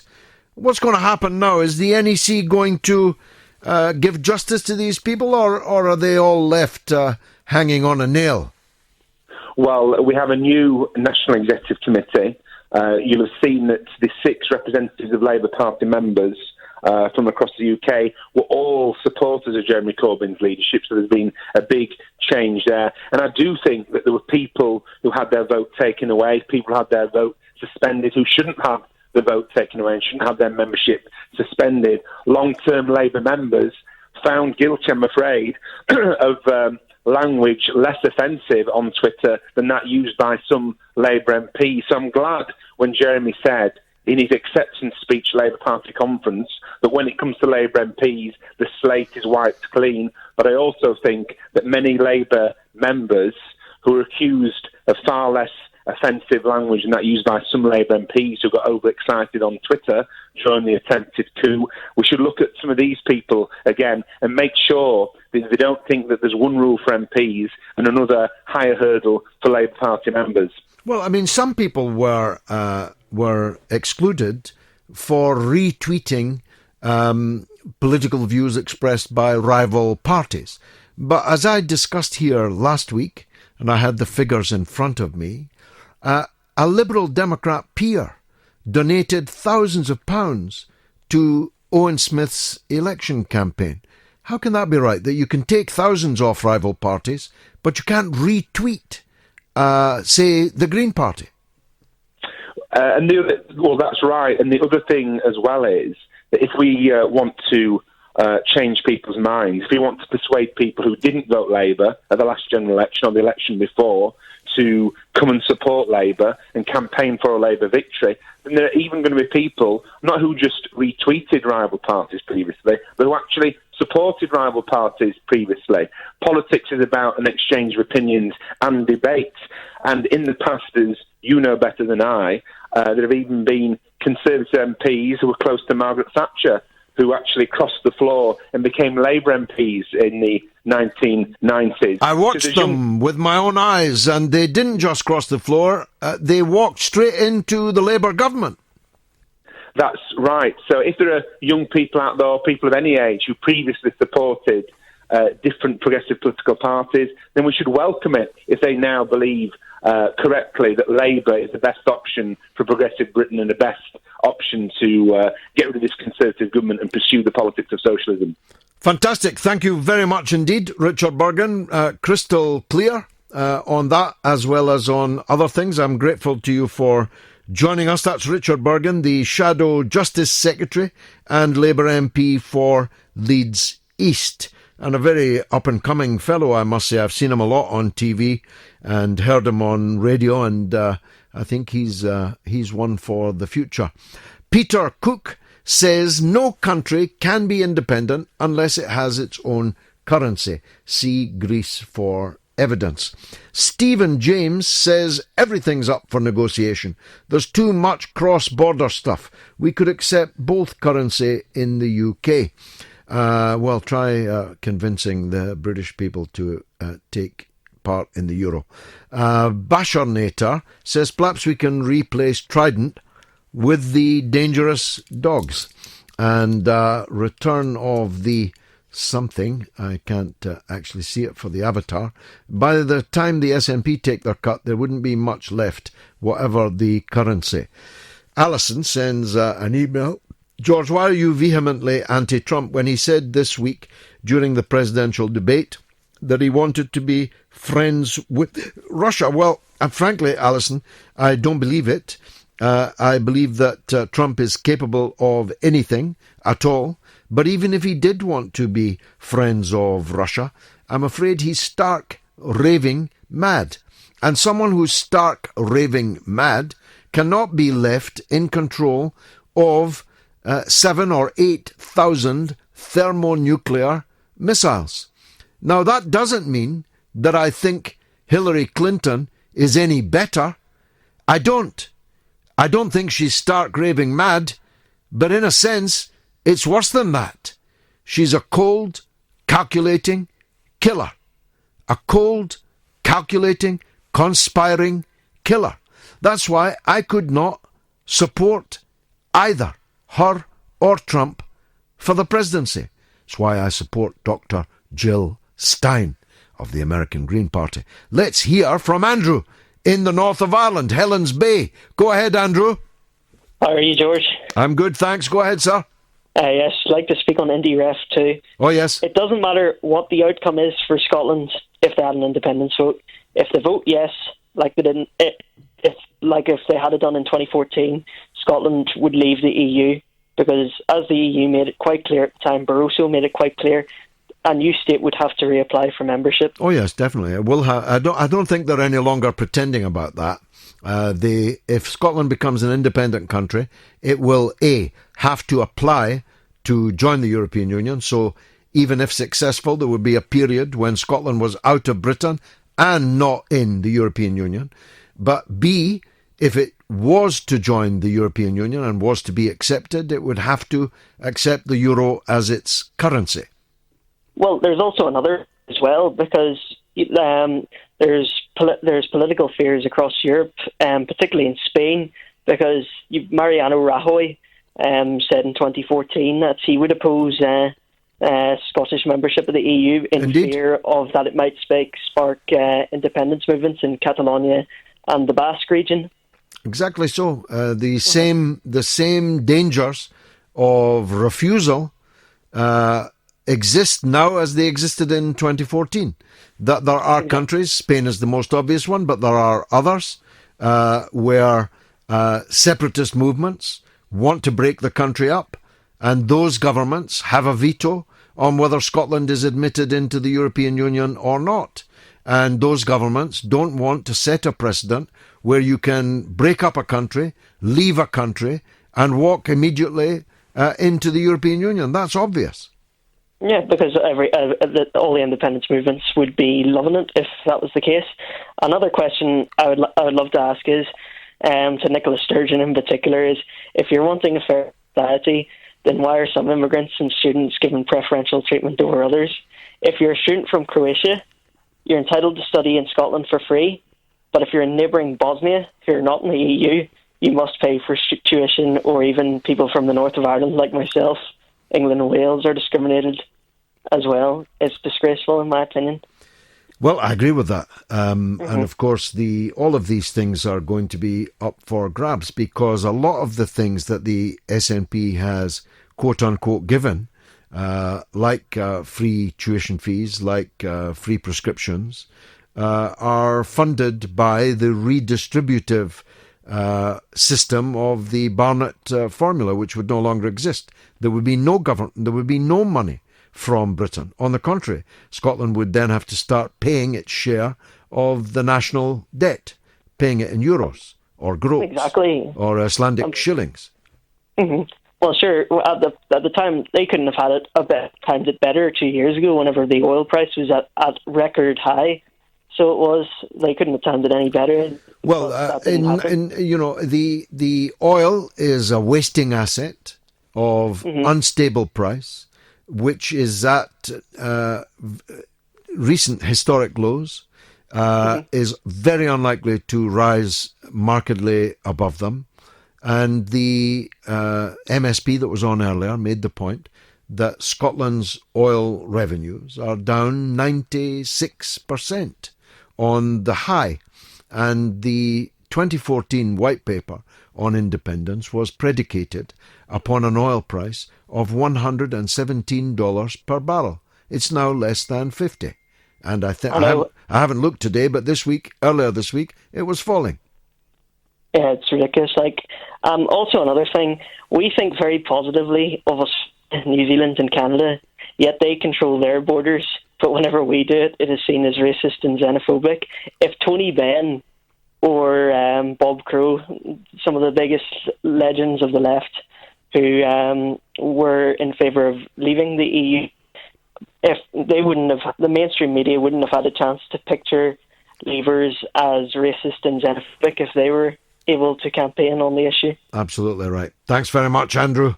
In Helens Bay, on the Scottish question, we're dealing with many, many different questions tonight, but so far, successfully.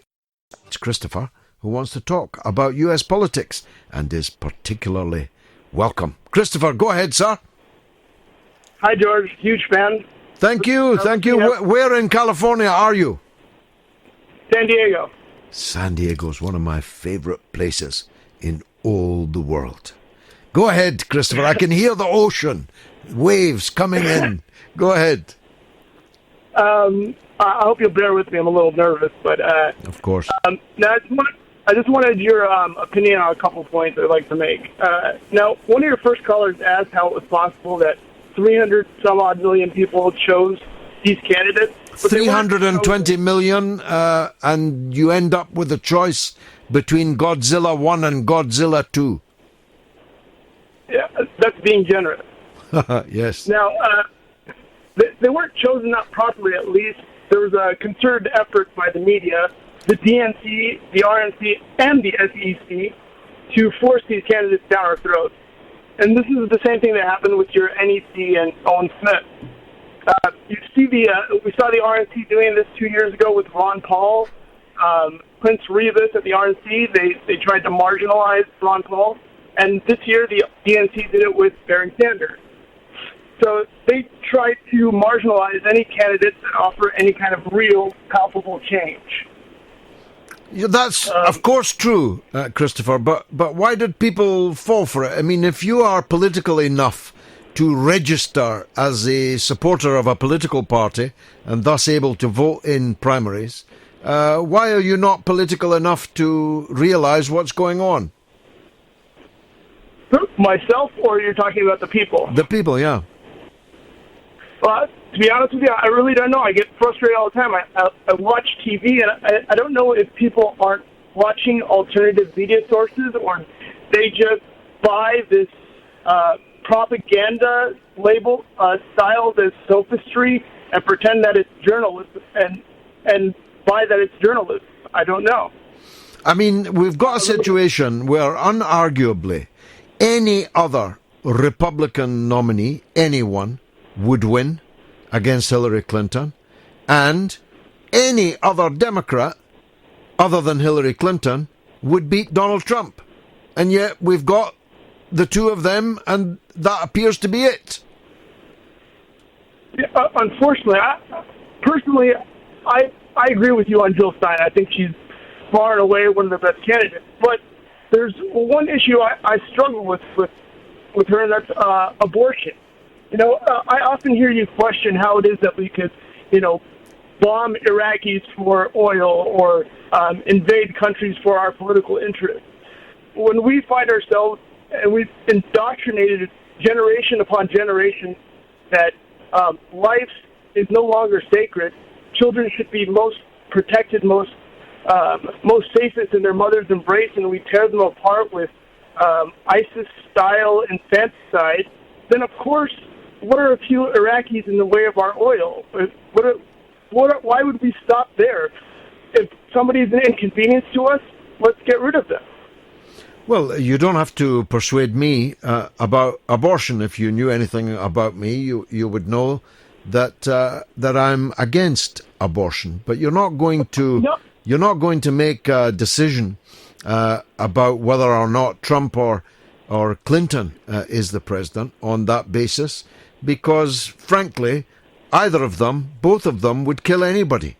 Child, unborn, child, born, man, woman, young, old, they'd kill anybody. In Hillary's case, she's already killed a lot of people. I agree, and I know that's your position on abortion, which is why I'm asking. Now, the only thing that we find ourselves weighing in an election like this is who Donald Trump or Hillary Clinton would elect or would nominate to the Supreme Court.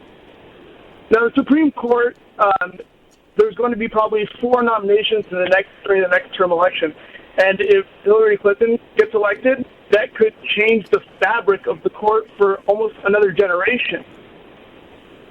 Now, nobody knows what Donald Trump's going to do. He's a wild card. Even he doesn't know what he's going to do. He doesn't know what he's going to do a moment after he begins speaking. He doesn't know what he's going to say. Exactly.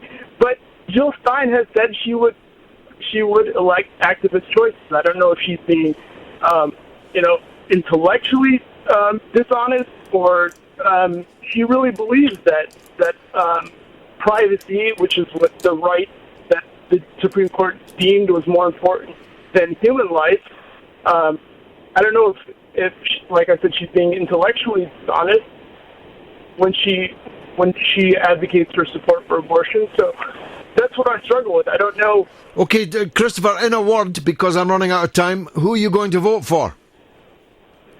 That's the thing. I don't know. I find myself wanting to vote for Jill Stein, but then I struggle with the fact that, we lost, like you say, 1 million people in Iraq, but 1.4 million babies die every year. So something I've been struggling with for a while. I don't know who I'm going to vote for. Let us know before the polls, because I'd like to know how you break. Christopher, in California, where the show is listened to avidly, even in San Diego, how's that for worldwide reach? This is definitely the mother of all talk shows. So if you want to shoot down a Russian jet, don't imagine for 1 second that Russia will not respond with overwhelming force. So go into this with your eyes wide open. Ask yourself if ISIS and Al-Qaeda are a good enough reason for your country to go to war with Russia. Frankly, if the question is put that way, nobody in their right mind could assent to it. The problem is we are ruled by people who are not in their right mind. Graham has tweeted, do you think we could see an election soon? Yes, I do. I think that events are propelling the Parliament towards an election soon. if the market instability continues as it is, if the hard stance of Tusk and the European Union continues to be as it is, if the Brexiteers in the Conservative Party and government continue to hang tough, as I believe in all these cases that they will, then Mrs. May's declared position of a hard Brexit will either bring the government down in a general election whenever it happens, or there will have to be an early election in which the government of whichever party takes the opinion of the British people on what kind of Brexit. There's no contradiction in that between my stand for Brexit in the referendum and what I'm saying to you now. I supported Brexit in a binary choice, yes, no, in, out. That doesn't mean I'm going to agree with any cockamamie plan that Theresa May or Boris Johnson comes up with, still less that I'm going to agree with what Aaron Banks and Nigel Farage want. I want a Brexit that works for the workers, that works for the mass of the people, not the bankers and the elite. That's not the kind of Brexit I want. So I'm going to fight for the kind of Brexit that I think should now happen. But much more importantly than what I do, Corbyn has a responsibility, indeed has a mandate, to say we accept the decision that we're leaving the European Union, and here are the conditions that we place on our continued support. And I insist, Corbyn should say, on putting that before the people. And if he puts it before the people, if his position that goes before the people is more popular than the one that Theresa May will be forced to put, then there's every chance that Jeremy Corbyn could win the election. Think about it. 17.4 million people voted for Brexit, but 16 million people voted against Brexit. And at least 2 or 3 million are people like me that want Brexit, but not a Tory Brexit. Not a Brexit that makes a bonfire of workers' rights. Not a Brexit that makes a bonfire of human rights. Not a Brexit that makes a bonfire of the rights of foreign people already living here. The rights of immigrants. That's not the kind of Brexit we want. So we'll prefer, almost certainly, Corbyn's version of Brexit. Now, if I'm right, and 16 million Remainers, plus 2, 3, 4 million others are up for grabs, that's up towards 20 million voters. Now, you only need 10 million to win an election. 10, 11, 12 million gives you a majority.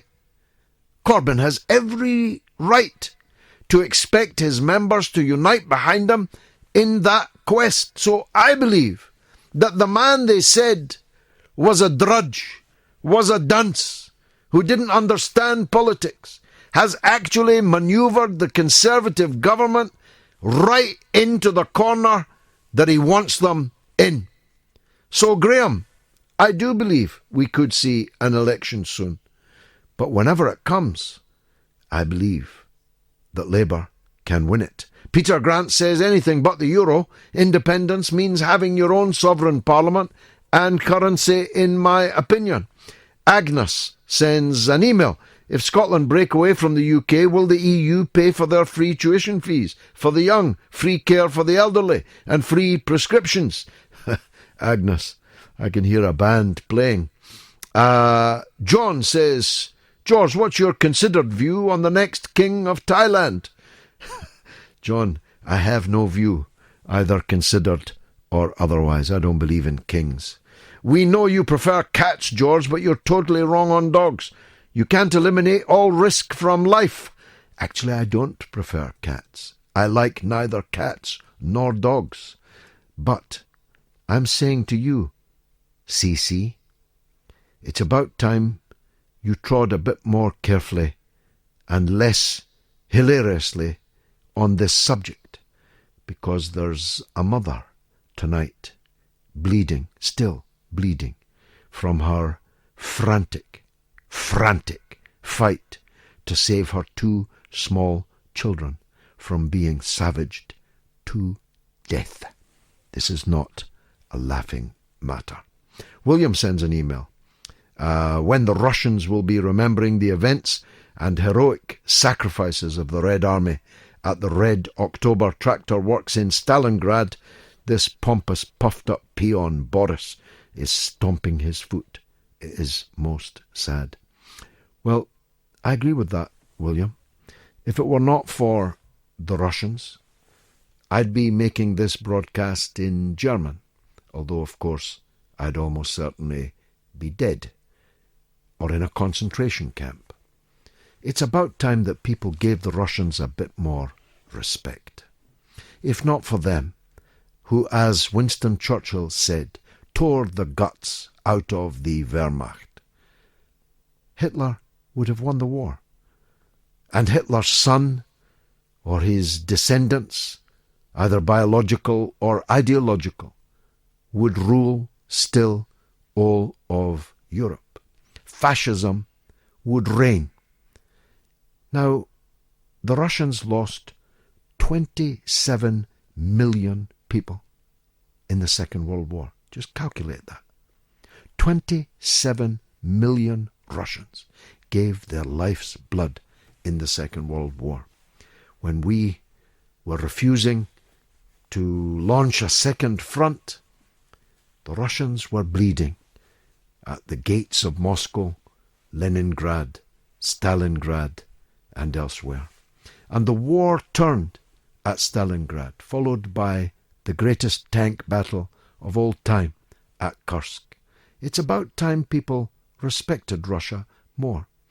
But if I can't persuade you of that, let me persuade you of this. The army that tore the guts out of Hitler's war machine is not going to allow Boris Piffle Johnson to give them orders, to tell them what to do. So, if you don't want to go to war with Russia, which is a very ill-advised idea for anybody, then you better tell your politicians not to go further down the road that this week they began going down. Simon Brian Anderson says, for the love of peace and mankind, never Hillary by any means. Peter Cook says, Scotland will become a political pawn in Europe. Again, history repeats. Last set of capitalist messages in my show comes up now. Now, I've got hundreds of unanswered tweets and 3 people on the line, so sorry, Bob, I'll have to fade you at this point. McCargison says, if we stay in the EU, we will thrive compared to England. Oil won't be our only resource. There's several problems with that, sir, though I admire greatly your avatar, Big Billy McNeil, holding up the European Cup. I'll be at the game on Wednesday, God willing. There's several problems with that. First of all, you do not stay in the EU. You will be out of the EU and have to reapply to join it as an independent state. That's not a foregone conclusion for the reasons that we discussed earlier. But if you are admitted to the EU after necessarily a period, then you will have to adopt the euro. Not many countries in the euro are thriving, especially those that have a gigantic deficit, a deficit of the size of Greece and more, which Scotland would have. And you say oil won't be our only resource, but you don't say what the other resources will be. You see, it's a very famous Scottish saying, facts are chiels that win a ding. Facts are facts are facts. Words don't blow them away. But we'll have plenty of time to debate that over the next period, because I'm coming back to politics in Scotland. Laura in London is up next. Go ahead, Laura. Good evening to you, George. If anyone really wants to know what's going on, they're not going to get it from the BBC, not BBC TV or radio. The best thing to do is to go on Twitter, look up the WikiLeaks account, which has got 3.66 million followers. And it's very good stuff. They're very fine people. Absolutely magnificent. I applaud their courage. And if people log into look at that, you don't even have to be registered to Twitter to check in and read the meltdown that is going on right now, because they've revealed with the leaks that have been given to them, they don't hack people's emails. They are given email leaks and they publish it, just like any other journalistic network ought to be doing. Ought to be, yes. Ought to be, but doesn't. CNN, the Clinton News Network, doesn't, amongst many others. But WikiLeaks has been, and some great people have been covering it. Glenn Greenwald, Lee Camp from Redacted Tonight on RT, a Russian news channel. He interviewed a few days ago Bob Fitrakis, an election fraud expert, a professor, one of the several lawyers who has brought lawsuits against with regard to election fraud. And I think people should check into the Twitter account, because then they'll realise the level of collusion and basically manipulation and corruption between the mainstream media networks and the Clinton campaign and the DNC and all their sycophantic cronies who are leading us into more and more wars and a global fracking and goodness knows what else, George. Goodness knows what else, but we'll have to explore that on another night. Laura, thanks very much for your call. Adam is on the line, similar subject. Go ahead, Adam. Hello there. It concerns me that our leaders are thinking about launching a military venture in Syria against the Syrian government, especially with regards to a no-fly zone. I mean, do they realise what kind of situation that could create? It's idiotic. Are we really thinking about launching potentially a war against Russia? Will there even be a world left afterwards? That's a good question. I mean, not if it gets out of hand, no. Which it very easily could. Russia will go to war if they declare a no-fly zone. If they shoot down a single Russian aircraft, there will be a war. Exactly. And I think we really need to consider just what that would mean for everyone. I hate to be melodramatic, but that could lead to nuclear confrontation. Yes, of and course. There won't be anyone left alive afterwards. Exactly. How are we even considering this? We're considering it in order to assist ISIS and Al-Qaeda and the other heart-eating head choppers. You could not make this up, Adam. Is there any hope left in the world? I mean, seriously, should we just give up and die now? No. We must stand up and fight now. Adam, thanks for the call. Let's take the last call of the evening from David in Stirling. Go ahead, David. Hi, George. Hi there. Pleasure to talk to you again. And you? It's about the dog situation. I know there's more pressing things going on in the world than this, but obviously you've made a point of this tonight. Yes. Now, I've phoned you before. I know, we've had an argument before on this. No, we never had an argument, George. We had a discussion. A discussion. An exchange of views. Yeah, we sorted it amicably at the end of it, so it wasn't a problem. Absolutely. What I'm saying to you is, pal, I've got a dog like that. Now, my heart does go out to the family in Colchester and the situation that happened there. I mean, I'm not taking away for that at all. But there still needs to be guidance on people that actually own big dogs. There's got to be. because there is a responsibility goes on there. There's no way I would leave any dog with a kid 4 months old. I wouldn't leave a kid. But they didn't leave her, David. The mother was there. The mother got nearly killed trying to save the kids. See, if you've been a dog owner now, I've been a dog owner all my life. I'm 50-year-old now, right?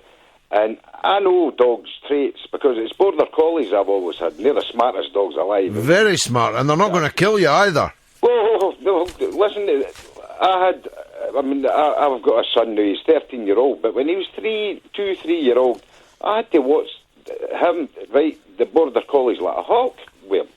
Because they were looking at him all the time. They're jealous. They get jealous, Davy. Yeah, but then they could have easily just go in there and done the damage. You know what I'm saying? Yeah. Now, I've got an American Bulldog now.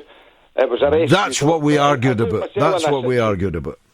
No, but I got myself in a situation that I rescued the dog because I felt sorry for it, right? And I'm telling you, right, he's been brilliant. I've had him for a year now, George. There's not been a problem. I put a muzzle on him when he goes outside. My son comes round and sees him. He makes a big deal of him. He's got a wee scrawny wee dog. Right, I love her to death, but she's just a wee Heinz 57. And she actually bullies him. She gets him on the deck. He's no problem with her. My brother has got a lassie at 3 years old. She comes round, the dog, she's pushing the dog out the road. So there's a lot of different ways you can look at this, George, right? Of course there is, but it's down to the owners, how they react and how they know their dogs, and if they actually should take the dogs in the first place. Well, exactly. Now, I respect you, Davy, and unfortunately we have to stop here because I've run out of time, but I insist that people have to show cause for having dogs that are capable of killing. They have to be checked to see whether they are able to keep that dog, and they have to be licensed with a decent price on the license to act as a disincentive to the dangerous people who very frequently can be seen, certainly in the streets where I live, with a dangerous dog on their arm. You wouldn't let them have a shotgun on their arm. I don't see why we should allow them to have a deadly dog. David Outerside says, I think Clinton will be more dangerous than Trump if elected. She'll engage in foreign war more readily. And Lord Lucky says 14 million people voted for Trump, the largest popular vote by number of voters in the history of the Republican Party. Well, they're wrong and berserk. I could not encourage anyone to vote for either of these people. Hillary Clinton is a cold, calculating, desiccated killing machine. And Donald Trump is so berserk, I have no idea what he would do next, and neither does he.